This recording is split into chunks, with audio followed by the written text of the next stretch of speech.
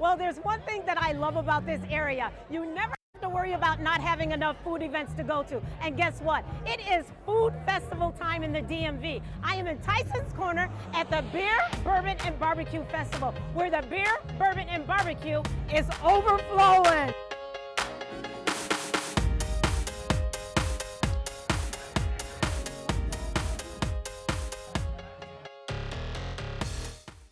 So I have to tell you, the Beer, Bourbon, and Barbecue Festival was one of the best festivals I've ever been. Hosted in Tyson's Corner, the festival was full of good music, lots of beer and bourbon, and good old barbecue. The Shrine with Wine. Tell me, what do we got cooking up over here? We got a whole hog. We started last night around 11:30, and we cooked him up until we brought him over here. We'll present him like you see him. He cooks just like you see him. Wow. He doesn't rotate. He cooks on a rack. He cooks on a rack. Just like that. In fact, the rack that we cooked him on is right there.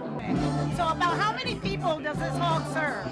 That should serve somewhere around 125. Yeah, you heard him right. Jerry says this hog will serve up to about 125 people. And I don't know about you, but that's a lot of hog. How's that pig tasting? So good. So good. Oh my gosh, it's like so moist and succulent. I've never had something like this before. And plus I got some skin. Wow, nothing like skin. Now, is this your first time tasting a full roasted pig? Yes. I was kind of scared when I first walked up. It showed like the pig head, but you know what? You just gotta keep going.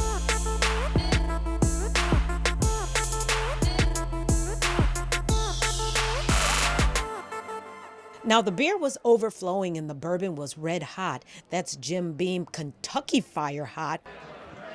So, Will, tell me, what are we serving up here at Jim Beam? Jim Beam Kentucky Fire. It's a higher proof than other competitors. 70 proof at almost half the calories. Oh, really? Yep. 70 proof, but half the calories. It's a higher proof and a lot less calories. Made from Jim Beam's white label series, Kentucky Fire Hot promises to give you bourbon connoisseurs a smooth, palate-pleasing hot cinnamon burn. Okay, here we go. Wow. Good, isn't it? That is good. That is good. Well, bourbon wasn't the only drink taking center stage. Festival goers got a chance to taste a wide variety of brews from around the DMV. Old Bushead Brewery? Brewery company. Tell me a little bit, where did that name come from? Cool. So the name comes from a road that actually two of our owners live on, Old Bushead Road out in Fauquier County, Virginia.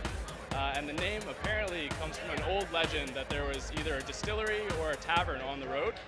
And guys used to go out there and drink a little bit and either get into fights on Friday nights and kind of bust each other's heads up, or one of them tried to ride away on his horse, fell off, busted his head, and everyone made fun of him forever.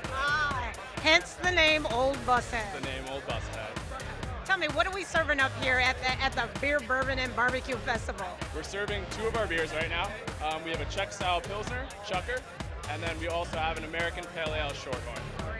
And what type of flavors will my palate be able to taste when I take a swallow? In our Chucker, the Czech Pilsner, you're going to get some bready notes, a little bit of grassiness, and some spice on the back end. It's a really nice, easy drinking summertime beer, 4.4% sessionable. Our American Pale Ale, you're going to get some citrus notes, a little bit of a lemony feel to it, and some spice as well on the back end, and a nice solid malt backbone. We're having a really good time. The vendors have been really nice.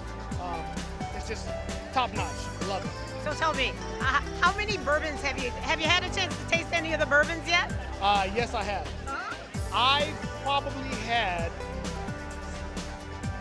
more bourbons than I can count, but it's been well worth it. It's been well worth it.